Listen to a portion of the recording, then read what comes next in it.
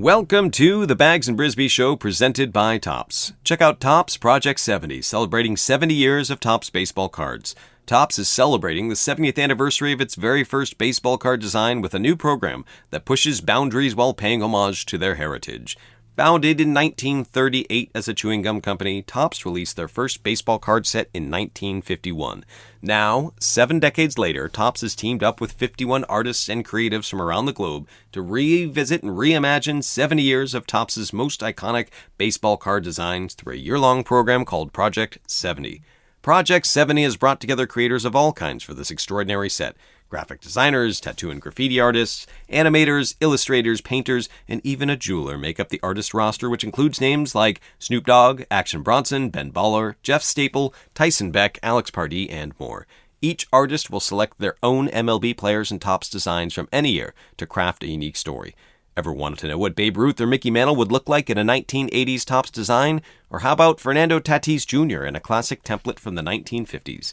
Now you can. Topps.com. Head there to learn more about Project 70 and to check out which cards are live right now.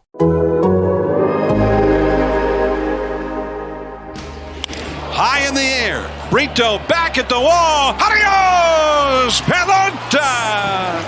That's the type of manager that I'd like to be, which is the same every day. They know what they're going to get. They're going to get energy, they're going to get accountability, they're going to get structure, and they're going to get support. And I'm going to bring those things to the dugout in the clubhouse regularly. It takes hard work and it takes humility, taking one step forward at a time, making one good baseball move after another. And I really feel like that's how we're going to get where we hope and intend to go.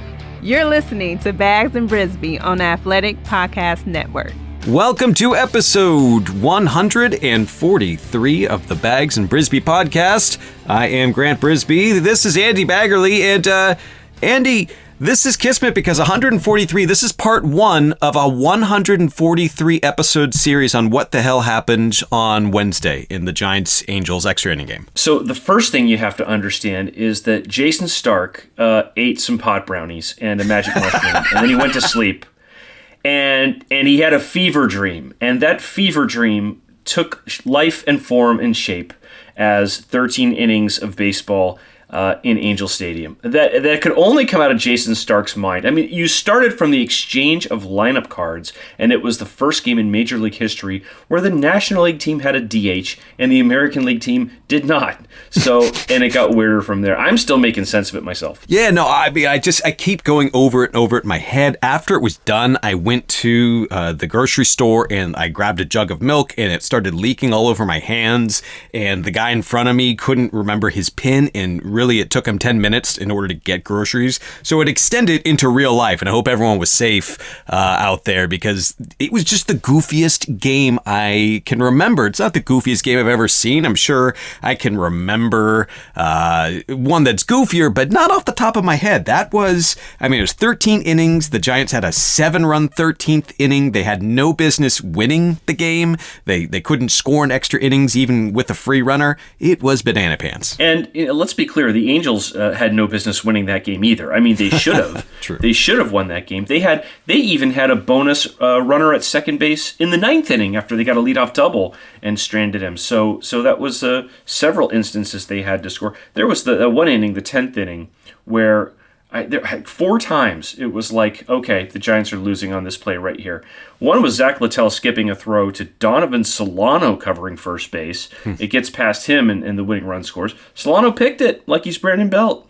And then Max Stassi is the pinch hitter, and he gets to a 3-ball count, and he swings at pitches out of the strike zone twice.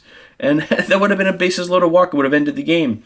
And then you had a line drive from Anthony Rendon that hits off Littell and just bounces, wouldn't you know, right to Darren Ruff, who then tosses to Littell covering, and they get out of that inning. And I thought, how are they still playing baseball after the 10th? How is this possible? And that we haven't even gotten to the point where the Angels walked it off and were shooting off the fireworks cannons like they'd won. So, yeah, it was just, I don't know how long we want to talk about this game, but it was nuts. No, I mean, I really could talk about this game for the entire 30 minutes. We won't, because that would be just as bananas as the game itself. But, yeah, Max Stassi, I don't know. It feels like as a baseball fan, I'm always watching my team have those at-bats with the bases loaded in the ninth inning. Swing, oh, what are you doing? That's ball four. Oh, what are you doing? That's ball four again. It just seems like the right of a baseball fan growing up. And it was, I don't know if you can blame him because they were not that far out of the zone. If he's looking up, if he's sitting dead red, I could see why his eyes would get bigger. But that was hard to watch because oh man, if I were an Angels fan, I would have been pulling my hair out. I mean, you think about it, and he's making a decision to swing with one out.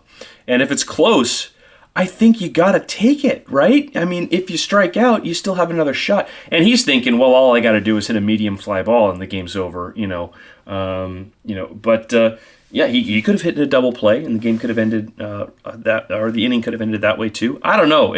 But you're right. I think every fan can identify with those moments when a hitter extends the zone and swings at ball four, and you think, it's only my team that does this. No, it's every team that does this. It's just some teams pick worse spots to do it than others. But yeah, then we get to, the 12th? They're all melding together now. The 12th inning, where there's a runner at third, play at the plate, Darren Ruff gets the grounder, he double clutches to the slightest instance and throws, and Buster puts the tag down safe.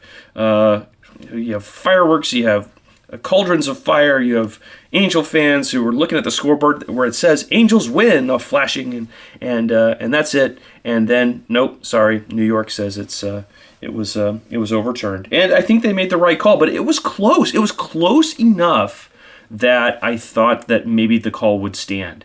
And some of the Giants players thought, you know what, he's probably out, but is there enough to overturn it? So that had to go their way too, or they don't get past the 12th inning. And then obviously, not only do the Giants have another life, but then we have Mike Tauchman, and we have a 7-run 13th inning. So yeah, and that might be the weirdest part of the whole thing. Let's pause here to talk about HelloFresh.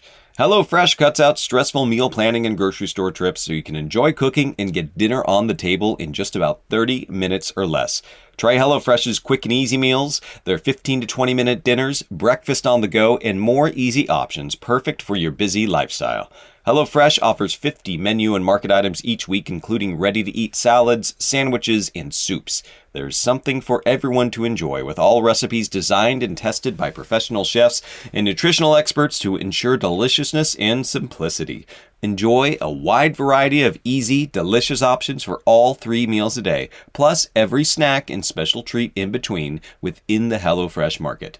Go to HelloFresh.com/bags14 and use the code BAGS14 for up to 14 free meals plus free shipping. Again, that's HelloFresh.com/bags14, BAGGS14. Use the code BAGS14 for America's #1 meal kit. Yeah, so let's talk about Mike Tauchman, because you wrote about his weird, wacky, wild stuff of a day where he struck out 5 times, which is hard to do even in today's game.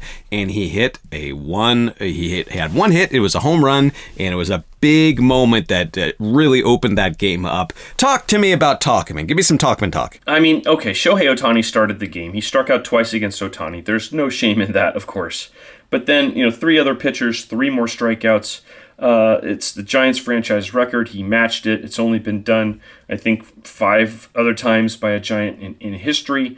And then he gets a bonus plate appearance. I don't know if he thought it was a bonus in the 13th as they turn the lineup over, and you think, oh no, they've already broken the game open. It's 6-2. There should be no pressure on him, but there's a ton of pressure on him, because a 6 strikeout game would tie the major league record for any game, extra innings, etc.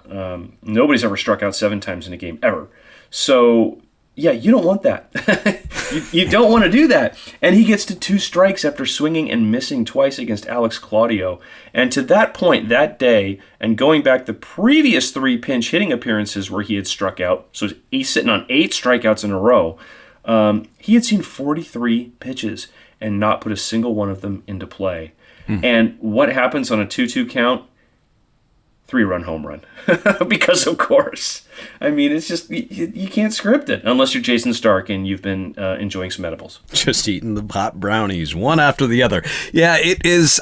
He's now the 5th player in Major League history to strike out 5 times in a game and also hit a home run.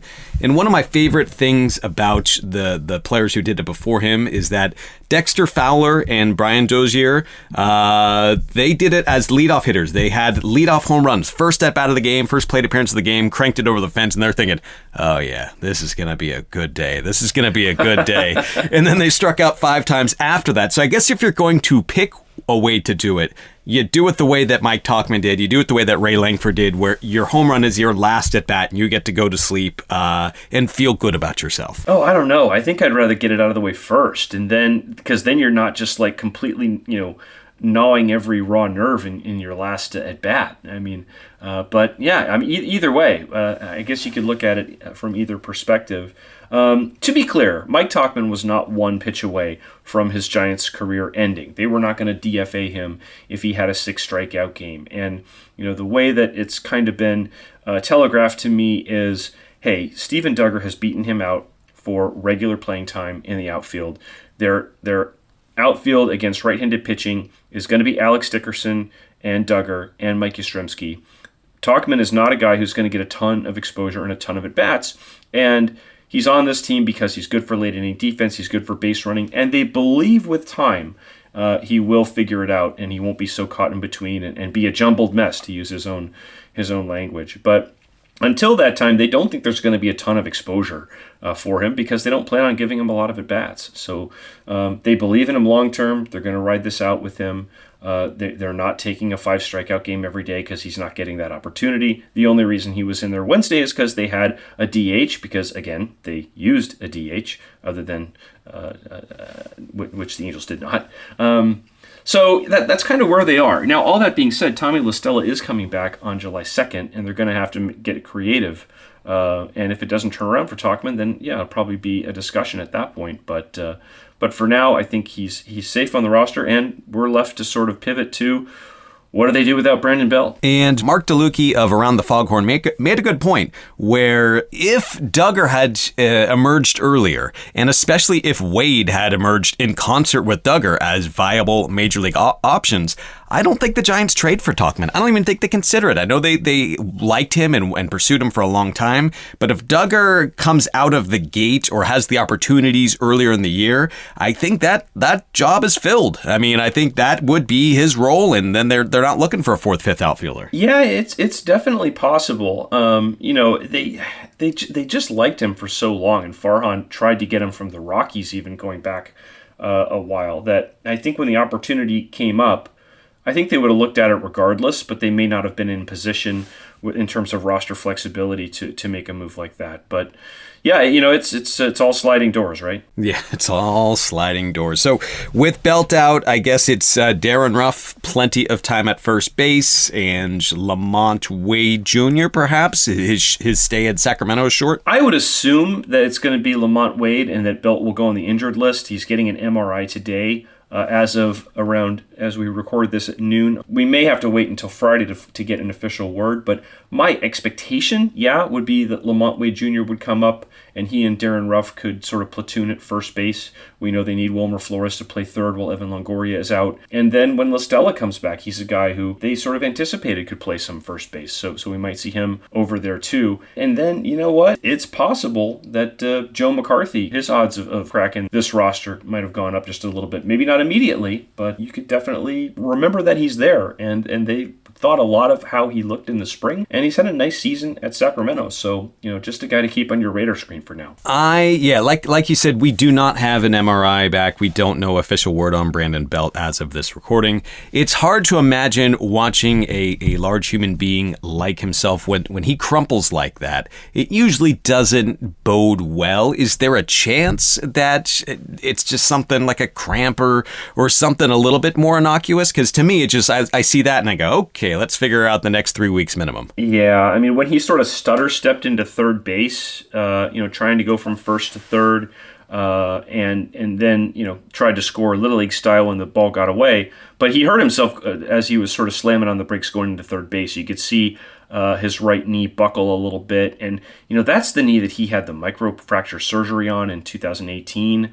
And when he started really hitting well in 2020, he kind of acknowledged, hey, I wasn't right in 2019. It took that long for him to get his legs under him again. So yeah, I think this is a big concern, and you have to obviously it's always advisable to be optimistic and be hopeful for the best outcome, and it doesn't necessarily mean that Brandon Belt's out for the year or whatever, but just laying over the history of what he's gone through with that knee, and it's the same knee, certainly does give you a lot of opportunity to pause with a little bit of concern. It's a shame on multiple levels. The two that come to my mind is that he has a reputation for being injury prone, and in recent years, it makes a lot of sense. At first, when he was younger, I don't feel like it was deserved, because it was always like a beanball to the head or a knee to the head, or just like some fluky occurrence to where he was always, just schleprock and getting steamrolled by a boulder that was rolling down the hill.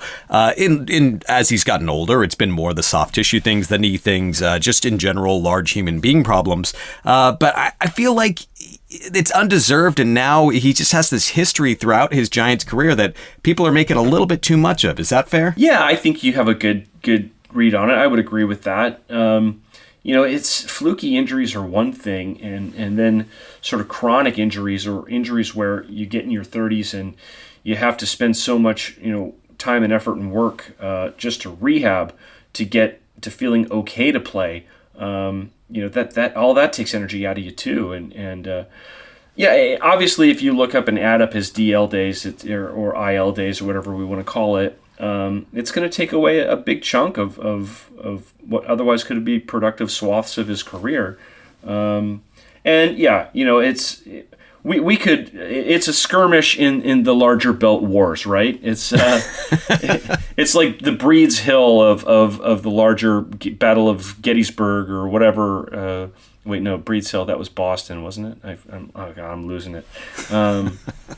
Whatever, you understand the point. It's a skirmish within a battle within the belt wars that we've been waging for generations. Let's take a quick time out to tell you about Credit Karma. If dreams of vacations and enjoying the fun of life are turning back into a reality for you, don't let concerns over financial setbacks keep you from saying yes. Credit Karma helps keep your financial goals in check so you won't have to hit pause on a good time ahead. Credit Karma's game-changing technology shows you tailored offers for credit cards and personal loans that you're more likely to be approved for, so you can apply with more confidence. They use your credit and other financial information to show you custom recommendations. Whether you want cash back, travel rewards, or to consolidate debt, Credit Karma can help you find the offers that fit your goals. With a selection of options and approval odds, you have the power to make informed decisions. Credit Karma, apply with confidence. Go to creditkarma.com/podcast to learn more and find offers tailored just for you. That's creditkarma.com/podcast, or you can see your offers on the Credit Karma app. Apply with confidence today. Go to creditkarma.com/podcast or the Credit Karma app. Listen, getting caught up mid-metaphor is my brand. Don't try and take my brand. The other reason why it's such a shame to me, and then we'll move on from this, is because I enjoy maybe nothing more in baseball than a good belt scamper.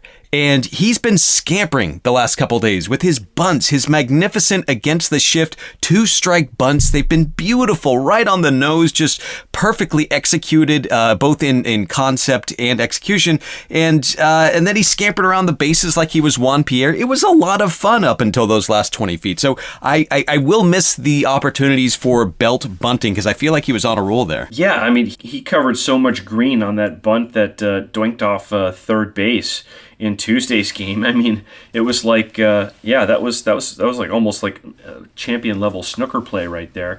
And then you're right, on the play in the inning he gets hurt. How did he reach base? He reached base not only on a bunt, but on a bunt with 2 strikes.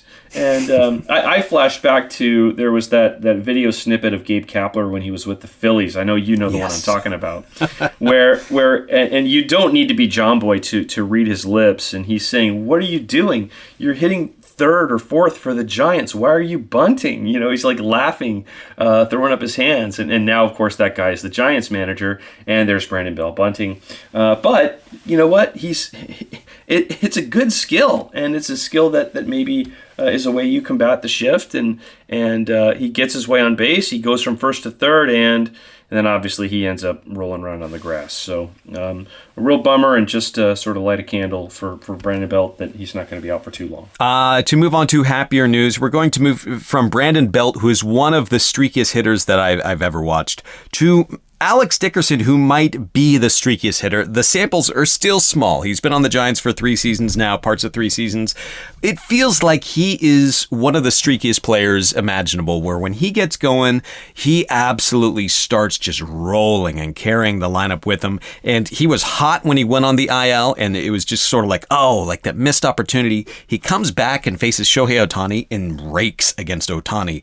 I am feeling pretty darn bullish on Alex Dickerson, and I want you to support me. Alex Dickerson had about as impressive a game as a Giants hitter can have without leaving the ballpark. I mean, he faces Shohei Ohtani 3 times. He gets 3 hits, and they're on 3 different pitches.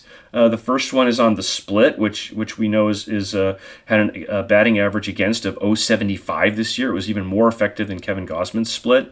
Then he hits a curveball, and Ohtani never throws his curveball, but you could tell that he was kind of feeling and searching for something to get Dickerson out, and Dickerson just whacks it into center field. And then I think he hit a cutter maybe his last time. So 3 hits off Shohei Ohtani and off 3 different pitches. And by the way, there's only one guy who has more than 3 career hits off Shohei Ohtani, and that's George Springer. So Alex Dickerson's the first guy ever to have a 3-hit game against him. That's pretty cool, and we forget about it because so much happened in that game. But for the first 6 or 7 innings, that Kevin Gausman Shohei Ohtani matchup was a lot of fun to watch. Yeah, it is. It is funny to think about the beginning of that game because it's Gausman and it's Ohtani, and in a way, I remember being halfway through that game and thinking, this is fun. It's a lot of fun to watch pitchers at the top of their craft pitch like this. At the same time, it's get ahead, splitter. Get 2 strikes, wait for the splitter. Like every at-bat followed roughly the same progression. And at one point it was like, this is fun, and yet it's almost too boring. It's almost too basic of a game. And then, the box of snakes popped out, and then there was just an explosion instead of so it was not the game that we were expecting halfway through. But I don't know, it was almost like these pitches are too good, and I'm wondering if too easy to get just be placated by how good these pitchers are. No, you know what, you're right. And as I was answering or talking to the previous my previous response, I was kind of thinking to myself, yeah, it was fun, yeah, it was cool, but it was also kind of emblematic of a lot of the trends in baseball that are kind of dull, and where you had 1 run from each team. They were both solo home runs, and then you had a crap ton of strikeouts, and they were almost predictable in how the strikeouts were. Gausman threw 49 splits out of 101 pitches. So wow. And I think he got 18 swings and misses on it. Ohtani, I think, has more different weapons that he can use, but he's going to go to that split when he can with 2 strikes. But the Giants struck out 19 times in that game. I mean, that's just not some quality viewing right there. So as wacky, as wild as Wednesday's game was, as great as the final outcome was for the Giants, there was a lot of interesting, fun stuff in that game, but there was also a lot of hard watching too. Let me throw you a split finger right here and ask you something that you might not have been expecting. Congratulations, you now work for the Legacy Agency. You're now a baseball agent, and you represent Kevin Gausman. What are you predicting for him this year? What are you expecting to get for Kevin Gausman, who is going to be very, very wealthy after this season? Well, I'm making sure that I get 15% because that's the only part that's important. Some people charge 10%. I charge 15% because I can. I'll do 1%. Yeah. You know what? Actually, I think I'd be happy with 1%, given what the final number is going to be. I don't know. It's one of those questions where it's like, oh, can't we just enjoy what we're seeing right now? But at the same time, what the Giants do with their rotation in 2022 is going to probably be the biggest factor in whether they can maintain this trajectory. And it's been sort of a slow ramp up, and they're hoping, they get within a game of the playoffs, last year and getting close to 500. And now, they try to move up and be on the fringes of contention. And whoa, look at this. They're 22 games over 500 and it's not even July yet. But for them to kind of maintain this upward trajectory, I think that rotation is going to have to be really good again. And Gossman's a free agent. DeSclafani's a free agent. Johnny Cueto will be gone. Go down the list. So, Aaron Sanchez is a free agent. Hasn't really pitched well. They're going to have to get creative. And maybe some of that happens at the trade deadline and they can get someone who's controllable. But I do think that it's a fairly decent bet that either Gossman or DeSclafani or both of them will be back next year. But what that final number ends up being, I don't know. Maybe what could be a good comp is what did Jake Arrieta get after he broke out with the Cubs and was a little bit older, not necessarily a guy who was, 26, 27. I'll have to look. I'll punch that up right now and see what Jake Arrieta got, and that'll be my comp. Yeah, no, I know I should just shut up and enjoy the quality pitching while it is happening, but I'm hardwired not to enjoy the things that are presented to me and right in front of me, and that's why in 2020, in July, I think, I wrote, hey, maybe it's time to extend Kevin Gossman. He looked really good in these 2 starts, and then earlier this year was, hey, I know it's just been a week in the season, but maybe they should extend Kevin Gossman. So I've been really eyeing this for a long time because he's just fun to watch pitch. It's clear that what the Giants saw in him is they were right. They were 100% right, and they should want him around for a while because if they don't re-sign him, they're going to try and get someone just like him for a lot of money. So it might as well be the guy who knows the Wi-Fi password.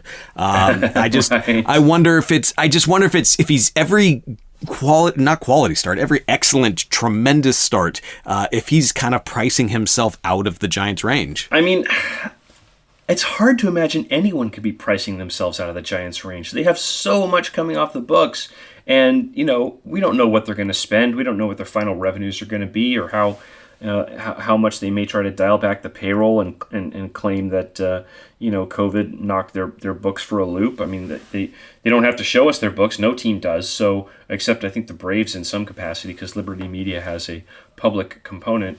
But yeah, I just think that the Giants are going to have a lot of room to throw some money out there without necessarily hamstringing what they can do in other areas.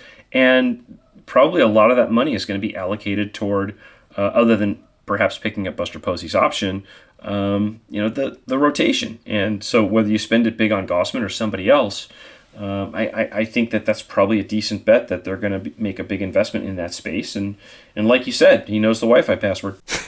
The A's are next up, and I want you to talk about what you've heard around the clubhouse and what players have told you. What does that trophy mean to the players? How much do they care about it?